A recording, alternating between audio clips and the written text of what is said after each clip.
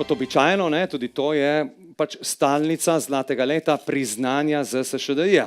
Priznanje ZSŠDI prejme Marko Ban! Je že tretji ban na tem odru, ma jaz ne centriram nič.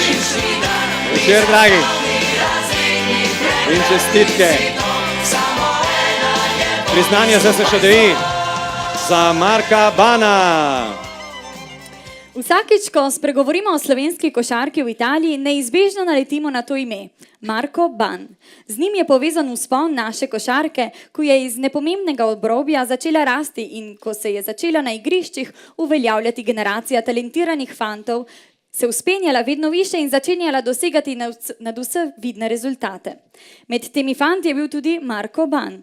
Njegova kasnejša dolga igralska pot je bila lepa, premočrtna, posejana z uspehi in to tudi z nastopi v italijanski A ligi. Preskok med odborniške vrste je bil kar nekako samo po sebi umeven. Marko Ban je že dolga leta predsednik kluba, v katerem je zrasel, športnega društva Kontovel in še vedno z mladostno iskrivostjo razdvaja vse svoje bogato košarkarsko znanje mlajšim generacijam. Lahko postavimo trditev, da je Marko Ban eden stebrov naše slovenske košarke. In torej, dragi Marko, povej, komu bi ti posvetil to nagrado oziroma to priznanje? Cele vrste, katere bi moral posvetiti.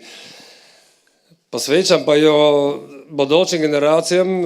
Jaz sem to štafetno palico ali pa to poslanstvo ga črpal iz tistih, ki so se trudili za to mojo generacijo in po vsej sili bom jo posredoval bodočim in upam, da bo bodoče generacije enako razmišljali, tako bo naš šport še vedno nadaljeval s svojim poslanstvom. Iskrene čestitke, hvala lepa, Marko. Ostani kar v naši družbi za skupinsko fotografijo.